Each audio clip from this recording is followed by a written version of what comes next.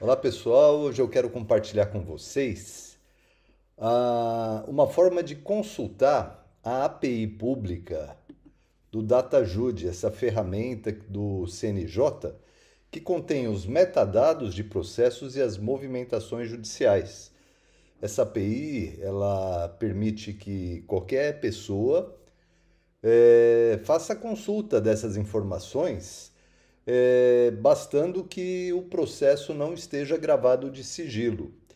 Então você encontra em datajude-wiki.cnj.jus.br barra API-pública a documentação da API, os endpoints, que são as URLs dos diversos tribunais, né? No nosso caso aqui nos interessa a Justiça Estadual, particularmente o Tribunal de Justiça do Estado de São Paulo. Você encontra exemplos de como pesquisar pelo número do processo, por classe e órgão julgador, e glossário de dados e algumas considerações. A API, por enquanto, está funcionando com uma chave pública comum a todos aqueles que desejarem consultá-la, mas fiquem atentos aí à documentação, porque essa regra pode mudar. Ela usa uma ferramenta, um framework chamado Elasticsearch, que é um padrão nessa tarefa de fazer as pesquisas, de fazer as buscas, portanto, é através das queries, através da montagem da requisição com as regras dessa ferramenta, que nós vamos conseguir selecionar as informações que nós queremos, tá? Aqui embaixo eu deixei um link que vai acessar o meu notebook, né, um Jupyter Notebook, que contém o código dessas requisições e algumas análises, né? Vocês podem então clicar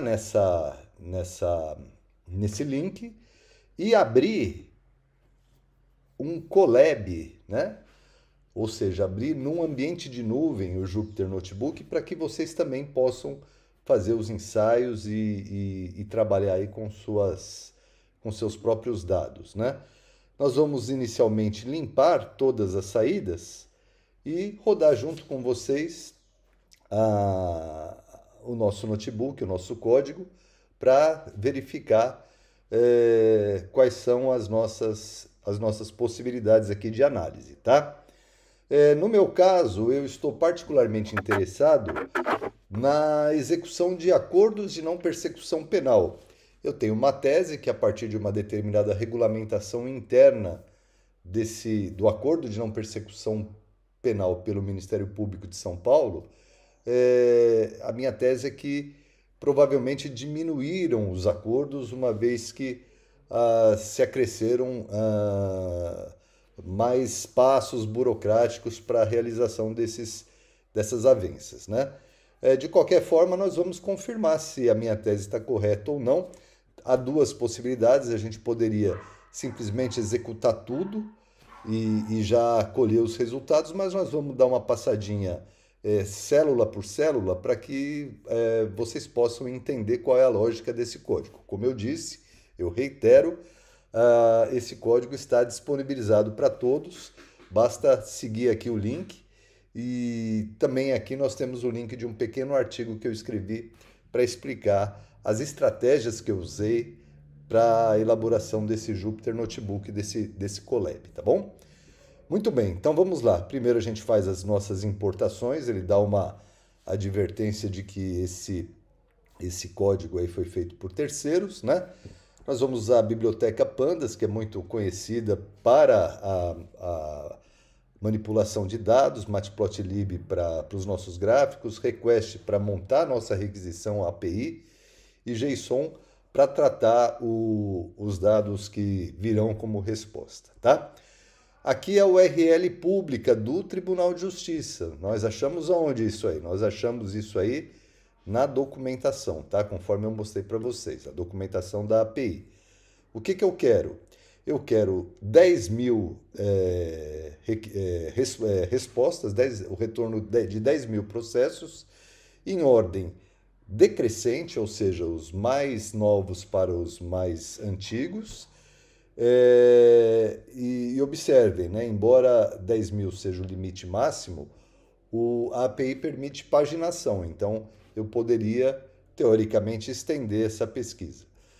A nossa API pública informada na documentação está aqui reproduzida. Eu anoto que não é uma boa prática você colocar no código API, mas nesse caso não há problema, porque essa API é comum a todas as requisições. E aí nós vamos fazer a nossa requisição já montada. Veja que eu, usando aqui o Elasticsearch, eu já estou pedindo, né, o código aqui das medidas, da execução de medidas alternativas. Então, eu já estou me direcionando para conseguir as respostas ligadas aos ANPPs, aos Acordos de Não Persecução Penal. Tá? Demorou 22 segundos. Vamos dar uma olhadinha de que forma esses dados vêm para mim. Tá? Eu já estudei o JSON que ele me retorna, então eu sei que os dados que eu preciso estão sob essas duas chaves, né? Aqui eu coloquei um exemplo, verifiquem que ele traz aí o número do processo, a classe, a última atualização. Isso aqui é muito importante, pessoal, porque o CNJ não garante que os dados estejam absolutamente atualizados. Veja, hoje nós estamos em 29 de março e essa carga é do dia 25, né? Se eu pegar o primeiro, e aqui é uma lista de Python, vamos ver como é que ele nos retorna. Também a carga foi feita dia 25, portanto, há 4 dias atrás. Atentem-se para isso se quiserem os dados mais atualizados. Depois, usando o Pandas, né, nós vamos criar um data frame. Antes, a gente transformou aqui, olha, os dados aqui, nós transformamos a resposta, né, num dicionário de Python, de forma que é facinho de manipular.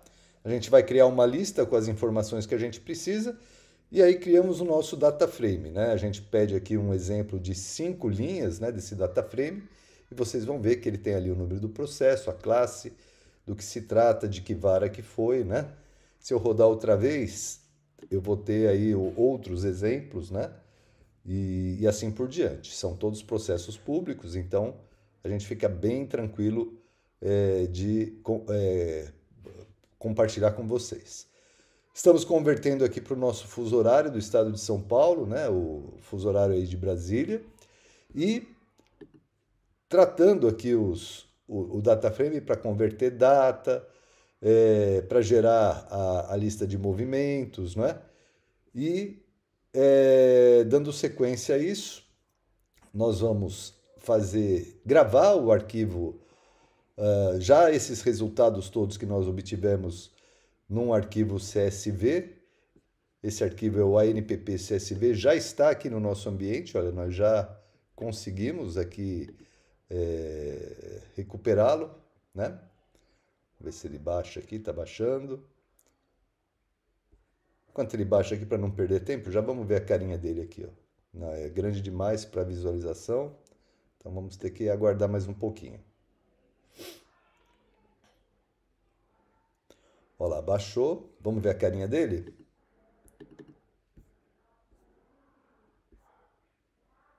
Tá abrindo aqui. Então tá aqui, olha. Vem o número do processo, a classe, né? Tudo vai ser execução de medidas alternativas do juízo, porque foi o que nós selecionamos lá na requisição. A data do ajuizamento, a data da última atualização, né? Que é quando esse processo aí foi atualizado.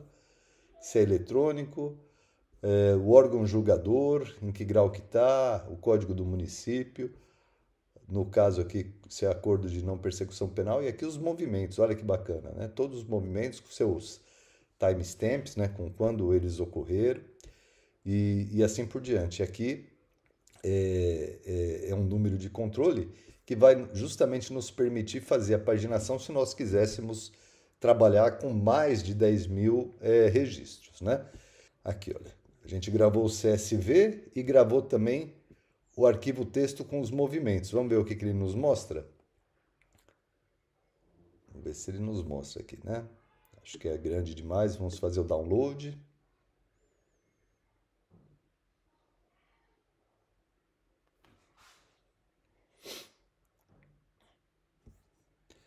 Melhor visualizar aqui após o download aqui, porque vamos mostrar qual é a lógica dele. A lógica aqui é a seguinte: para cada processo eu separei os movimentos deles, tá? Então, teoricamente, a gente pode aplicar um filtro aqui e ver quais desses acordos, né, que tem quase 10.000 aqui, né? Quais desses acordos já estão extintos, né? Vamos dar um Ctrl F aqui e procurar o que já está extinto. Extinção, olha lá. Extinção de punibilidade em razão do cumprimento, extinção de punibilidade em razão do cumprimento. Então, de 10.000 processos que ele retornou, 818, ó, vocês podem ver aqui em cima, 818 já tem a extinção da punibilidade. São processos razoavelmente recentes, mas muitos deles já estão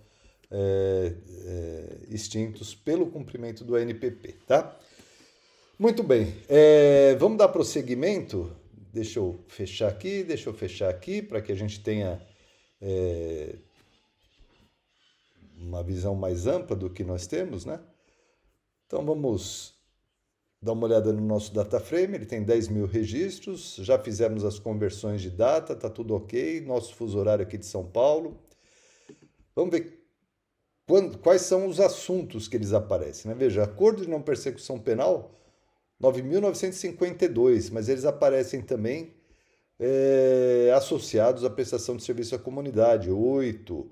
Então, o que nos interessa? Nos interessa no data frame aqueles que têm o acordo de não persecução penal em um dos elementos das listas geradas no que diz respeito à coluna de assuntos, né? Então, a gente vai aplicar uma máscara, vamos identificar onde a string aparece como acordo de não persecução penal, e aí nós vamos dar uma restringida no nosso data frame para esses casos, tá? Aqui eu fiz um controlinho para a gente ter ideia do que nós vamos analisar a partir de agora. Então são 9.962 acordos, a data final 29/2/2024, a data inicial 23/2/2023, tá? Aí a gente tem aqui uma brincadeira para descobrir o horário que esses ANPPs foram ajuizados, né? Então você vê que tem muito promotor aí com insônia, que ajuiza 2 da manhã, 3 da manhã, 4 da manhã, mas a grande maioria, né, ajuiza entre 11 e 14 horas, né? Entre 10 e 14 horas, né? Muitos promotores ajuizam às 8 horas, ainda antes do horário do início de expediente, que é às 9 no MP, mas temos aí essa curiosidade, né? Então a gente está montando aqui esses números para poder gerar uma planilha não, um gráfico que nos mostra que 23,31% dos promotores estão trabalhando aí fora do horário do expediente. Agora, vejam que se eu levar para o index a data do ajuizamento, eu consigo montar um gráfico, né, para saber o número de ANPPs ajuizados no mês, né? Aqui a gente selecionou a periodicidade mensal e aqui eu estou excluindo a primeira série de dados. Por quê? Porque essa primeira série de dados ela pode estar incompleta, já que nós limitamos a nossa consulta a 10.000. Então a primeira série ninguém nos garante, né, que o primeiro mês da análise, já que nós fizemos em ordem decrescente, ele contenha todas as informações. Ele pode ter atingido esse limite antes dele fazer toda a totalização, tá? Então, nós vamos trabalhar de março a fevereiro e aí nós vamos plotar um gráfico com essas informações, né? E aí a gente chega àquela conclusão que que confirmava, né? Confirmou a minha hipótese, né? Que depois da regulamentação que ocorreu mais ou menos aqui em junho, julho, ainda havia os ANPPs marcados, houve uma diminuição bastante significativa dos ANPPs ajuizados no estado de São Paulo, né? Por fim, uma brincadeira aqui para a gente saber quais são os top 100, né? Os top 100 unidades que mais ajuizam o ANPP. Então, as execuções criminais do Foro Central de São Paulo, nesse período analisado, foi o que ganhou, com 700 ajuizamentos, né? Seguida de São José do Rio Preto, com 365, Marília, Botucatu, Mauá, Guarulhos, Praia Grande e aqui Piracicaba, né? Que é aonde eu trabalho, tá bom? Espero que vocês tenham gostado, que de alguma forma esse compartilhamento tenha sido útil. Eu fico à disposição pelas redes sociais ou aqui mesmo pelo YouTube para tirar alguma dúvida e interagir com todos vocês, tá certo? Um grande abraço e até a próxima.